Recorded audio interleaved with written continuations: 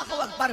آئیے ہماری زندگی کی 6 منزلیں ہیں, ہماری زندگی کی 6 گھاٹیاں ہیں, ہماری زندگی کے سفر کے 6 مراکز ہیں. مثال کے طور پر ہمارا پہلا سفر مٹی سے لے کر خمیر تک کے تھا. ہمارا دوسرا سفر باپ کی پیٹھ سے لے کر ماں کے پیٹ تک تھا. ہمارا تیسرا سفر ماں کے پیٹ سے لے کر دنیا میں آنے تک تھا. ہمارا چوتھا سفر دنیا سے لے کے قبر تک ہے, اور 5واں سفر قبر سے لے کے حشر تک ہے, اور 6واں سفر حشر سے لے کر یا تو کوئی خوش نصیب جنت میں جائے گا یا تو کوئی بد نصیب جو ہے وہ جہنم کا ایندھن بنے گا. یہ 6 سفر ہے, یہ 6 گھاٹیاں ہیں. اب دیکھو 6 منزلیں تھی سفر کی, 3 منزلیں تو ختم ہو گئی, 3 منزلیں ہم پار کر چکے. مگر یاد رکھنا, دل کے کانوں سے سننا, اگر آپ یہ توقع مجھ سے لے کر کے آئے ہیں کہ میں آپ کو مفت میں جنت بانٹنے کے لیے بشارتیں دوں گا, تو آپ یہ فکر اپنے دل و دماغ سے نکال دیں. اس کی وجہ یہ ہے کہ میں نے آپ کی خوشی کی کوئی بات نہیں, میں نے تو مولا کی خوشی کی بات کرنا ہے. اس لیے کہ مجھے بھی اللہ کی رضا چاہیے اور آپ کو بھی چاہیے. یاد رکھیے گا, اللہ اکبر. لیکن جو لوگ سن سکتے ہیں ذرا توجہ سے سنیں. 3 منزلیں ہم طے کر چکے ہیں, مگر تینوں منزلوں میں اعمال کا کوئی عمل دخل نہیں ہے. مٹی سے لے کے خمیر تک لانا اللہ کا کرم ہے, اس میں عمل کا کوئی عمل دخل نہیں ہے. اس کے بعد باپ کی پیٹھ سے ماں کے پیٹ تک آنا, اس میں بھی انسان کے عمل کا کوئی دخل نہیں ہے, یہ اللہ رب العزت کی مرضی اور مشیت ہے. اس کے بعد جو ہے اللہ اکبر, ماں کے پیٹ سے دنیا میں آنا, اس میں بھی عمل کا کوئی دخل نہیں ہے. لیکن اب دنیا سے جو قبر بہتر ہوگی, اس میں اللہ نے عمل کو ذریعہ قرار دیا ہے. ایمان کے بعد عمل صالح, قبر اسی کی سورے گی جس کی اعمال بہتر ہوں گے, حشر اسی کا سورے گا جس کے اعمال بہتر ہوں گے, جنت میں وہی جائے گا ایمان کے بعد جو اچھا عمل کرے گا.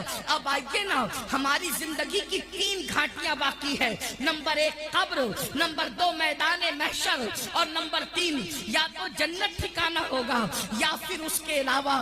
اللہ اکبر. اندازہ فرمائیں میرے آقا صلی اللہ علیہ وآلہ وسلم کے دیوانوں, اب مجھے بتاؤ دنیا کے اندر ہم کتنی غفلت میں زندگی گزار رہے ہیں.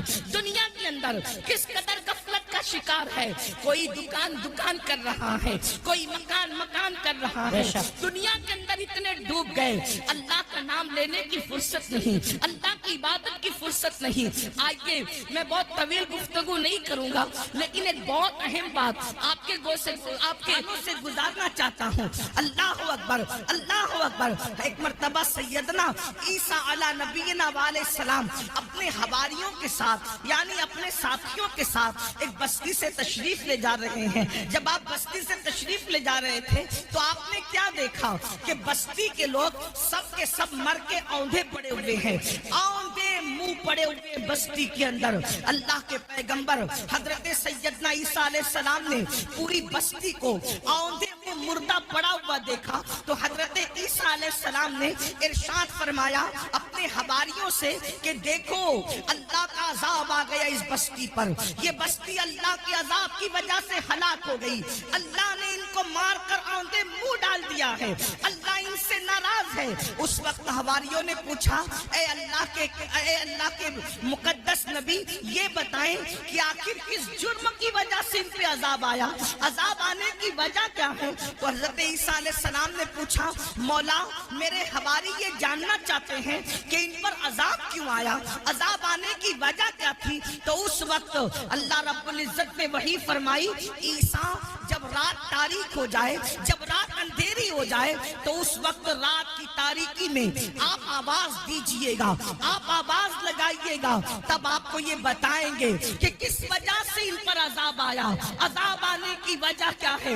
اللہ اکبر. جب رات تاریک ہو گئی تو حضرت سیدنا عیسیٰ علی نبینا علیہ السلام نے ایک آواز لگائی بستی والوں یہ بتاؤ کس وجہ سے تم عذاب میں گرفتار ہو گئے.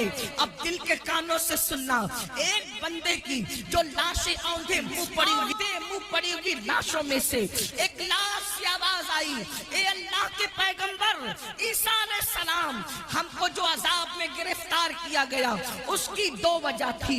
नंबर एक, हम दुनिया की मोहब्बत में मुब्तला थे, हम दुनिया की मोहब्बत में गिरफ्तार थे। आगे की गुफ्तगू करने से पहले अब जरा मुझे बताओ, ये जो आपके ज़हन और दिमाग में खप्त है कि हम कुछ भी कर लें हम पर कोई अजाब नहीं आएगा, ये बात सही नहीं है। अल्लाह अकबर। उसकी तफसील ये है, उम्मते मुहम्मदिया होने की वजह से इज्तिमाई अजाब इस कौम पर नहीं आएगा, यानी पूरी कौम हलाक नहीं होगी, मगर इनफिरादी अजाब जो जैसा करेगा वैसा उसको भरना पड़ेगा। कुरान कहता है, वमा असाबकुम मिन मुसीबतिन फबिमा कसबत ऐदीकुम, कि तुम पर जो भी मुसीबत आती है वो तुम्हारे अमल की वजह से आती है। बारहा सूफिया का ये कौल दोहराया जाता है, जो तुम्हें ठोकर लगती है वो तुम्हारे गुनाह की वजह से लगती है। अल्लाह अकबर।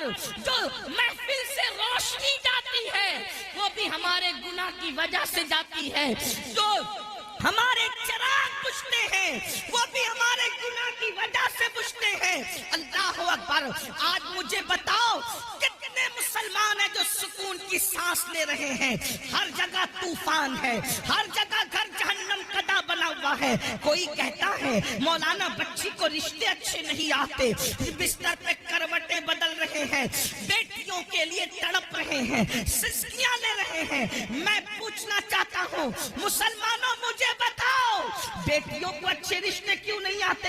ऐसा कि अल्लाह ने उनका जोड़ा पैदा नहीं किया, पैदा किया है। बहने माँ और आप भी सुन ले, जो अल्लाह दरख्त के पत्तों को बेजोड़ पैदा न करे, जो अल्लाह चूटियों को बगैर जोड़े के पैदा न करे, जो अल्लाह फूल और फलों को बेजोड़ पैदा न करे, जो अल्लाह सर के बालों को बेजोड़ पैदा न करे, जो अल्लाह सितारों की अंजुमन को बेजोड़ पैदा न करे, जो अल्लाह समुंदर के कतरों को बेजोड़ पैदा न करे, वो तुम्हारी बेटी और बेटे को बेजोड़ कैसे पैदा करेगा? लेकिन ये रिश्ते क्यों थमे हुए हैं? कहा किसी ने बांध दिया है।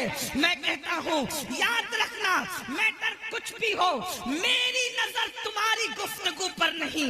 हम तो मुस्तफा जाने रहमत के गुलाम हैं। हुजूर की बात पर तवज्जो करेंगे, अल्लाह की बात पर तवज्जो करेंगे।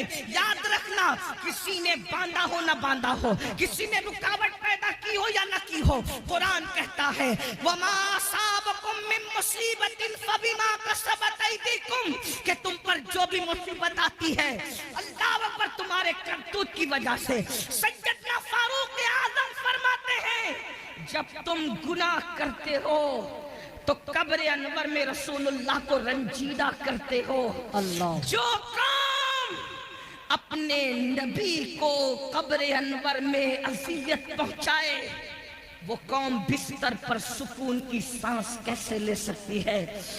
तुम खुदा के महबूब को बेकरार करते हो, फिर अल्लाह तुम्हें बेकरार करता है। बेशक नींद की गोलियां खाकर भी तुम्हें चैन की नींद नहीं, इसलिए कि तुमने गुंबदे खजरा में खुदा के महबूब को बेचैन किया, हुजूर को बेकरार किया।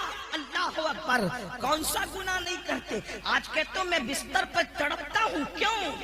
हमारे करतूत। गौर करो, अपने अमाल का एहतिसाब करो। आज तो हर आदमी अपने आप को वली से कम समझने को तैयार नहीं। जी